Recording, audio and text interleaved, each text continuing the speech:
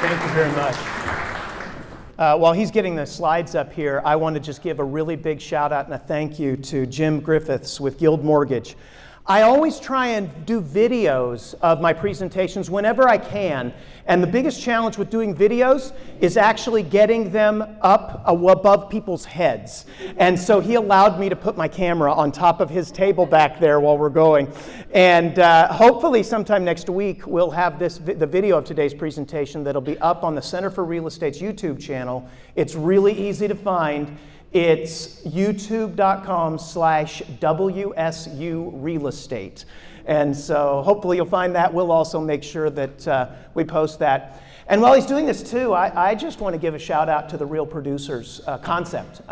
If any of you have a chance to be featured in Real Producers, I would strongly encourage you to take advantage of that. If for nothing else, to get some amazing photos of yourself. The best photo I have ever had taken in my life appeared earlier this year in the January Real Producers. My wife fell in love with me all over again. So thank you very much. Well, as he said, my name is Stan Longhofer. I run the Center for Real Estate at Wichita State University, and just a real quick plug, we have the only 4-year bachelor's degree program in real estate in the state of Kansas. And so if you know young people who are interested in following your footsteps, encourage them to come down and look at us. We have a brand new building for the Woolsey Hall for the Barton School of Business. Lots of cool things going on our innovation campus, and I think you'd really find it to be an interesting visit as a campus visit, if nothing else. Well, Reese asked me to talk a little bit about the economic environment and then what that's saying about housing markets and new home construction. And I have to tell you, of late, I've added a lot more economic background than I usually do in my presentations. And I had to pull a lot of it out because of our time constraints. So I'm going to go through some of this really quickly to focus on what I think is most important right now. Obviously, one of the big concerns and the questions that we all have is, are we about to enter into a recession? Now, first things first, we are not in a recession. There was a period of time when everybody kept saying, we're in a recession. No, no, no, no. We have not entered a recession. By the way, on all these charts, the little blue shaded areas, anywhere you see those are official dates of recessions. And while we're always late to the game in announcing when the recessions occurred, I can promise you that up through this point, when they come back to say when the next recession started, it will have not started by April of 2023. The unemployment rates are near historic lows. Again, that would be something we'd have to have a sharp increase in unemployment rates to say we were in a recession. This is the forecast that was updated in January by the Wichita State Center for Economic Development and Business Research for employment in the Kansas City metro area. And you can see that forecast, while it is more modest growth than we've had over the past 2 years, that growth is expected to be just under 1% for the next 2 years. Again, we would not see increased employment if we were in the midst of a recession.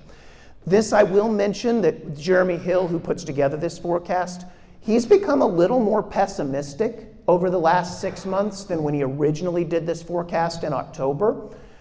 I think a lot of economists do believe that it's a good likelihood that we will enter a recession sometime late this year or maybe early the following year. We shall see. A lot of it depends on what the Federal Reserve does and how tightly they try and pull back the reins. I tend to be a little bit more optimistic that to the extent that we have a recession, it's going to be a relatively mild one. Nothing like what we saw back in 2009 and 2010. What we're really interested in going forward here, so when I do my annual housing forecast, I have basically 2 fundamentals that I look at to say, how do I think things will happen with the housing market going forward? One is the labor market. The labor market across Kansas, Missouri, Kansas City metro area, it still remains a very strong labor market. It is harder to find people to work than it is for people who want to work to find a job. Okay, so that's The situation is still one of rising wages and stable employment. That's good for people wanting to buy a home, right? The other side is the financing side of things. And I saw somebody taking a picture of these slides. That's great, but also I posted all of these on the Center for Real Estate's website this morning. And so if you want to download all the PowerPoints, if you just go to realestate.wichita.edu, you'll see them right on the home page. And that way you can look at them and you can sit there and scrunch your eyes at them while I go on to something else. Obviously, we had the sharpest increase in the 30-year fixed mortgage rate last year, and the fastest increase that we have ever seen. When I bought my first house back in 1994, between the time that I got my job offer in Cleveland and could find a house to buy, mortgage rates had gone up 250 basis points. Well, last year they went up even faster and more than that. And so I know what it feels like when you're in the midst of that rates are turning against you tide. But the thing that I think is really important to keep in perspective is that where we were before was not normal. Interest rates of even sub 4% are not sustainable in a world where you have solid economic growth, low inflation, and nothing funky going on in financial markets. That's a technical term I use, funky financial markets. The mortgage rates really have been, I should have shown a longer picture on this one. Rates have been really, really low since essentially the end of the financial crisis back in 2009. And that has been driven largely by purchases that the Federal Reserve makes of mortgage-backed securities. And while they are in the process of tapering those purchases, they hold over $2.5 trillion worth of mortgage-backed securities, and they're not going to dump them. And so that means that mortgage rates are actually likely to stay lower than normal for a foreseeable future.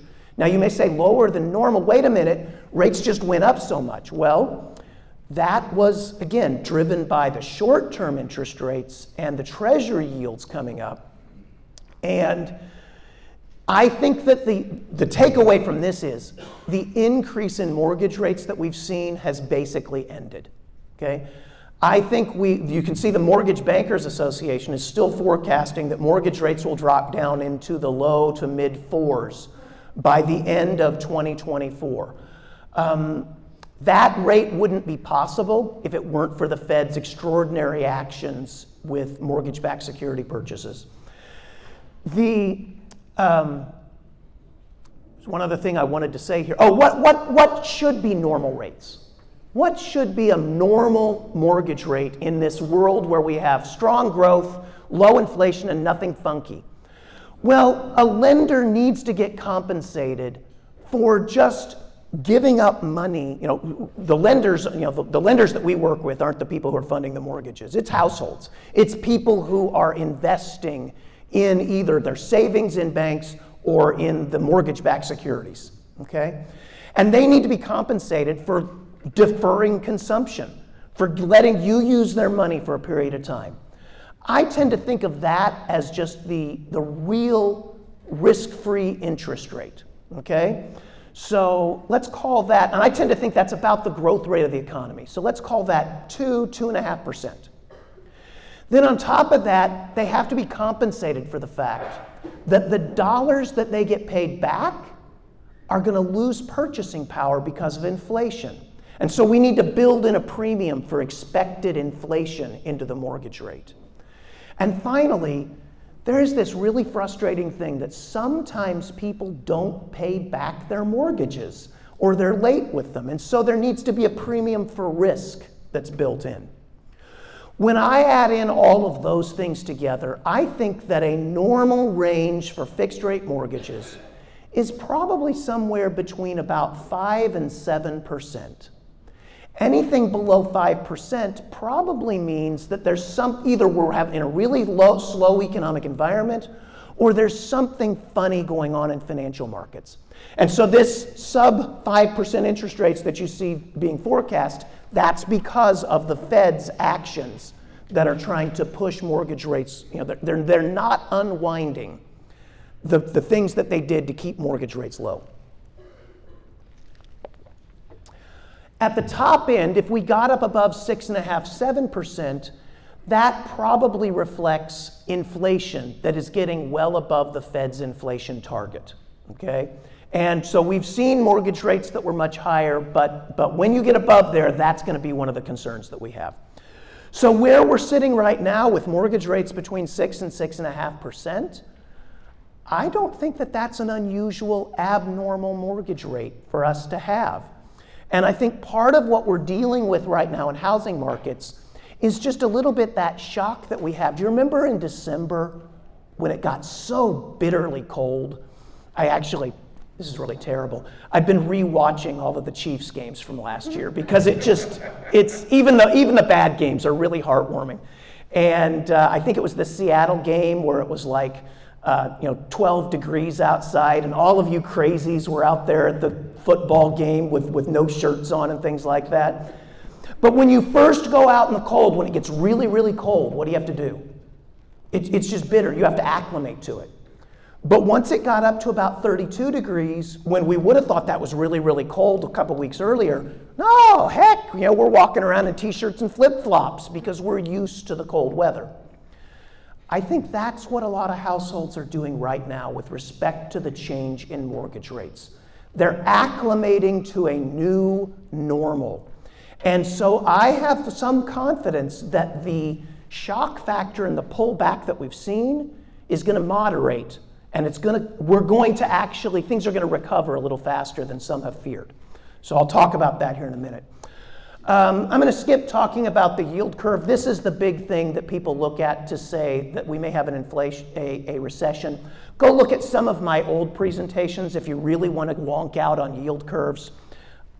What I did want to talk about is what really matters for that inflation for the interest rates going higher in the future, going substantially above 7%, would be expected inflation. And we're all aware of what happened with that headline inflation number. The blue line on these charts is the CPI inflation that we see in the news every day. The red line is a survey that the University of Michigan does of households that asks people, what do you think inflation will be next year? What do you think inflation will be next year? And we ask all these people, and then we come up with this average. Okay, that's fine. You can ask me what's going to happen, and I may or may not be right. But the green line at the bottom, that is a measure that is based on financial markets. And I won't go into all the details of how it does this, but you can think of it as like the Vegas line on the Chiefs game point spread, right? Essentially, half of the money that's out there is betting that it will be higher, half of the money out there is betting that it'll be lower, and you are not going to outguess that line on average, right? The same thing is true with this break-even rate when it comes to expected average inflation over the next 5 years.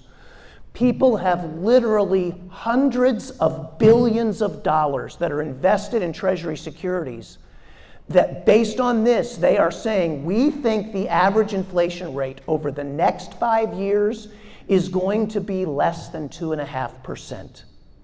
And so that's where I'm confident that the Fed is going to be successful and get those mortgage rates down, get those inflation rate down, which is going to keep the mortgage rates from going any higher. Does that make sense? Woohoo! Questions on that before I go on? Again, I do have presentations that are up on our YouTube channel where I go into all great detail of how this is done, but I want to respect our time and have time for our panel. So here these numbers. This is the Kansas City Regional Association of Realtors, the Heartland MLS. It is everything, so it is the larger, greater Heartland region, not just the Kansas City metro area. But let's face it, adding Pittsburgh, Kansas to the Heartland MLS didn't make a blip in any of these numbers. So the general trends rely, and we've had a sharp decline in home sales activity over the last few months. I mean, they're down tremendously. But I do think one of the things that's really important to keep in mind is that 2020 and 2021 and even early 2022, Those were not normal years. That's not what we should be making comparisons to. Make comparisons to 2018 and 2019.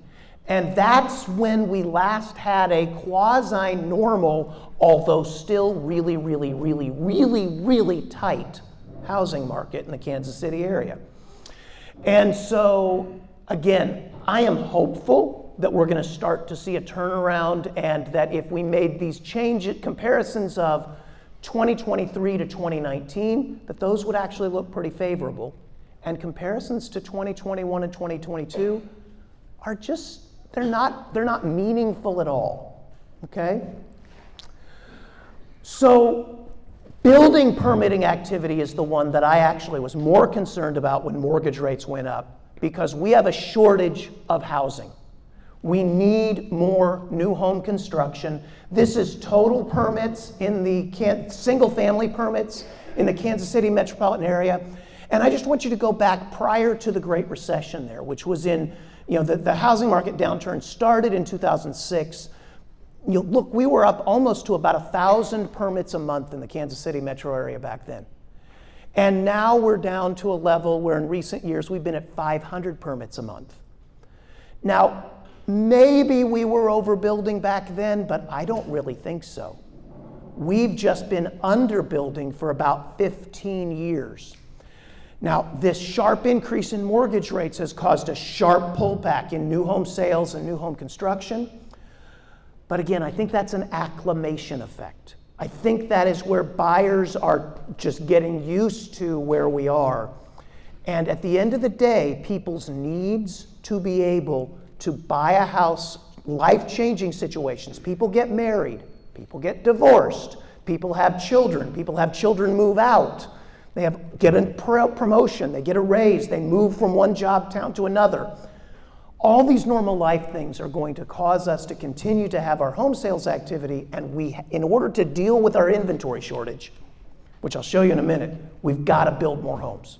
There's just no two ways about it.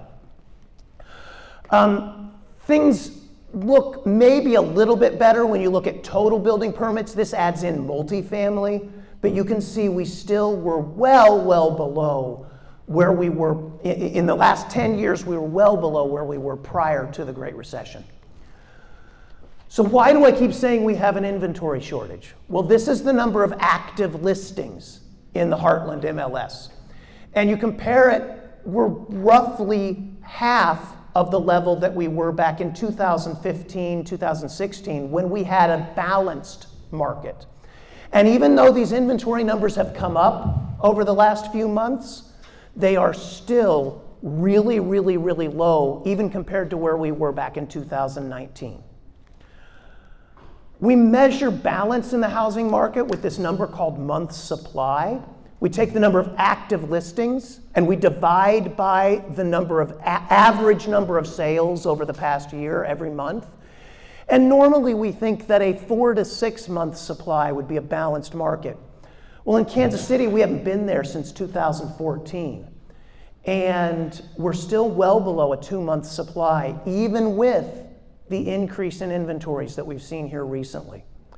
So when I talk to buyers and I talk to potential sellers, and sellers are thinking, oh, the market has crashed and everything's bad, I just shouldn't put my house on the market. And I tell them, no, go talk to your realtors. They're begging for homes to list. It is still a good time to sell. And if you want to buy, it is a little more painful than it was, although hopefully you're not dealing with 20 multiple offers, only 4 or 5 multiple offers. Nope, still 20, still 20. Yeah, it was a strange world.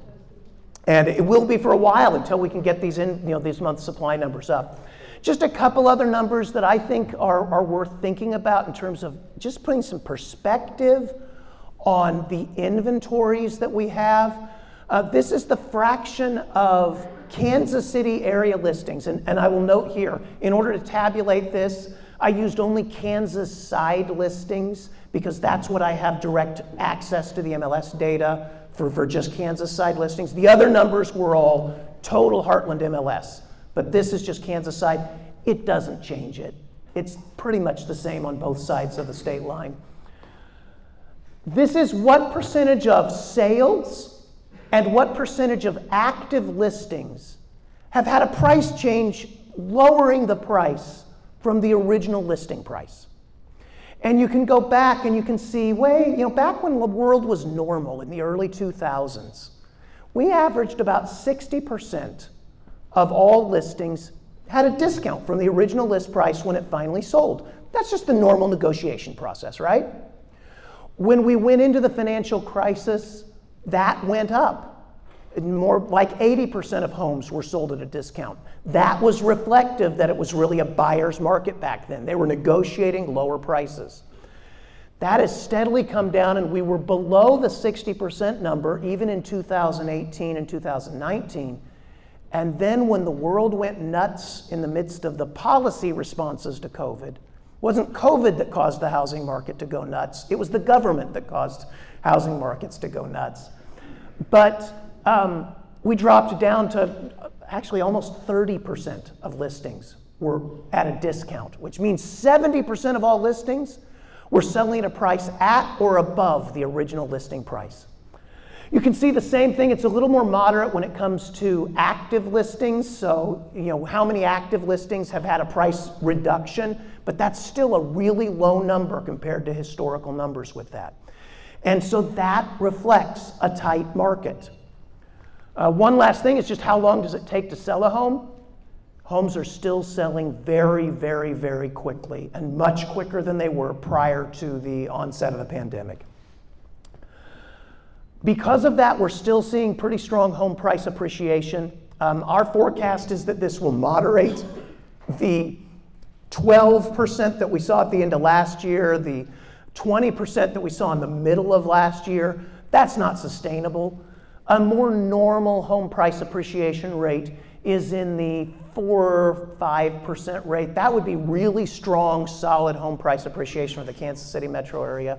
That actually has been our forecast for where we'll end up in 2023.